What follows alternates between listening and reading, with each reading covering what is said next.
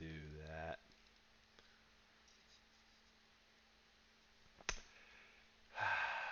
Sorry about that. Felt like being a little weird, I guess. Okay, anyway, on to the math. Today! Multiplying integers, positive and negative numbers.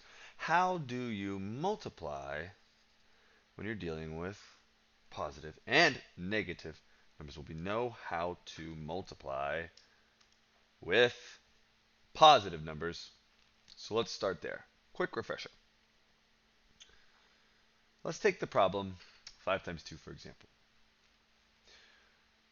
By this point, and I've said it many times, we should know that multiplication is repeated addition. It's just an easier way to write. Instead of writing 5, or instead of writing this as 2 plus 2 plus 2 plus 2 plus 2, instead of doing that, what we do is we write it like this over here because it's easier. We came up with a method of saying, okay, we'll just do 5 times 2, or 5 different times for the repeated addition instead of writing it out like this. And what this is 10, right? We know that 5 times 2 is 10. Well, really it's 2 plus 2 plus 2 plus 2 plus 2, which is 10.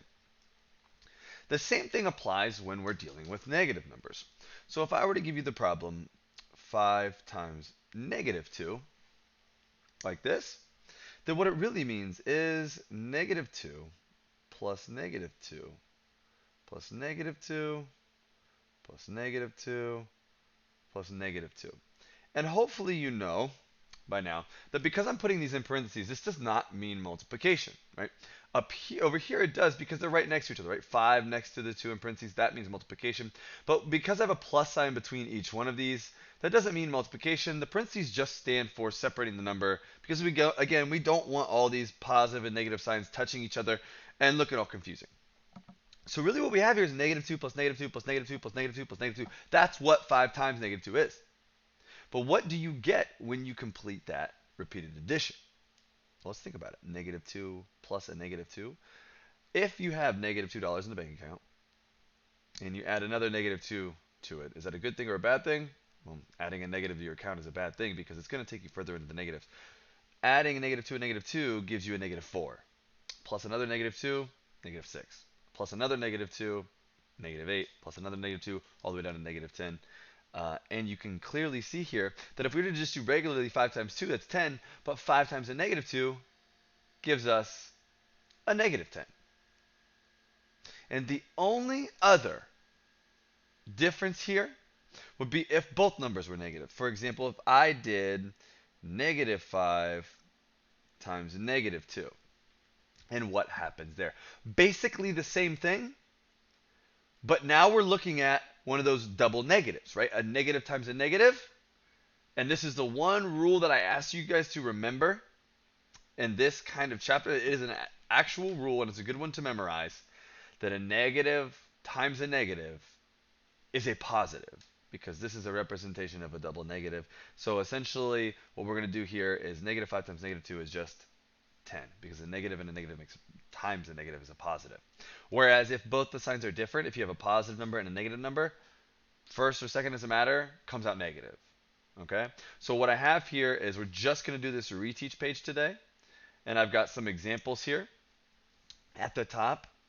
Okay, and it shows you exactly what I'm talking about. And the only problems that we're going to do are the ones down here. I'm just going to put a couple of these in your Google form. So what we're going to do is I'm going to go through the examples real quick and talk about them, and then we're going to do a couple of these together, and then I'll give you some on the Google form. The first one we already did up here, 5 times negative 2. Found out that was negative 10 because it's a positive times a negative. Example number 2, we have a negative 3 times 7. That's a negative number and a positive number. And when you multiply those together, it comes out negative. Because remember, all those negative numbers will be added together. Example number 3, we have a negative 6 and a negative 9. Let's get a little closer here. A negative 6 and a negative 9. Because both of those are negative, right? They have the same sign. It's going to come out positive, right? Negative times a negative gives you a positive number, so positive 54. And again, right here, you're just going to have to remember your math facts. Number 4, ooh, we've got an exponent here. Negative 7 to the second power, which would be negative 7 times itself twice, which would be written out as I showed here, negative 7 times negative 7. And we know that 7 times 7 is 49, and a negative times a negative is positive, so the answer comes out to be positive 49. And then a couple down here. Okay, and remember, it does not matter which order you multiply in because they commuted a property of multiplication, so it doesn't matter which order you multiply these in, but you should still get the same thing. I would just go straight left to right in this case. A negative 2 times a negative 3. That's a negative times a negative. All you got to do is know what 2 times 3 is, which is 6. So negative 2 times negative 3 is 6. 6 times 4, 24. The answer should be 24. So let's go ahead and do a couple of these together. We're going to go, let's go straight down this left side here. I want you guys to try to do 1, 4, 7, 10, 13, and 16 on your own right now. Pause the video. And then when you come back, I'll do all 6 of these problems and see if you did them right. Okay. And welcome back. Here we go. It should be a quick video, quick lesson, so hopefully these aren't too bad for you. They're not exhaustive problems. You just got to remember the rules. There's only 2 of them. And you got to remember your math facts. Number 1, 5 times 8, that's 40. But what about a negative 5 times 8? Well, since it's a negative and a positive, the answer comes out negative 40. Number 4, negative 8 times 3. Well, I know 8 times 3 is 24. One of those numbers is negative, one is positive, so that means the answer is going to come out negative 24. Number 7, same thing. We've got a negative and a positive number. All I got to do is remember that that means the answer is going to be negative, and that 5 times 7 is 35. So it's going to be a negative 35.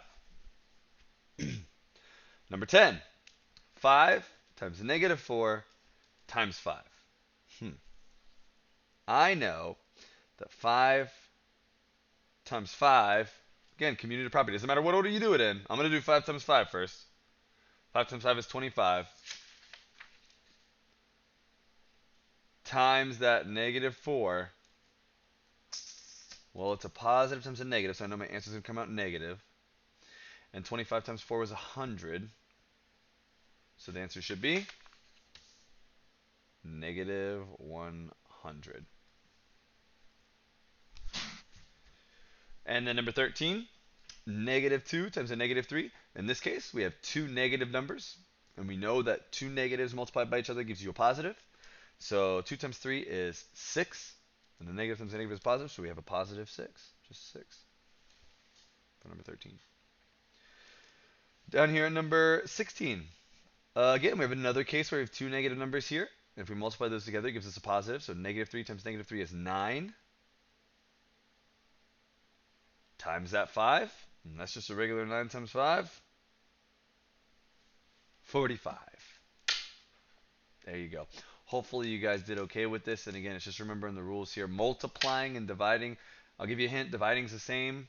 Works the exact same rules as multiplying. But we'll do that on Monday. Today, I just want to give you guys some practice here. We're going to do a couple of these ones in the Google form. I suggest trying a few other ones for practice. We'll do dividing on Monday, review on Tuesday, and then we'll have one big final quiz. I'm not going to call it, it's not going to be a test, because I don't think we covered enough material, but we'll do one big quiz. It should help a couple of you guys' grades out. And we'll finish this year out strong. Peace out.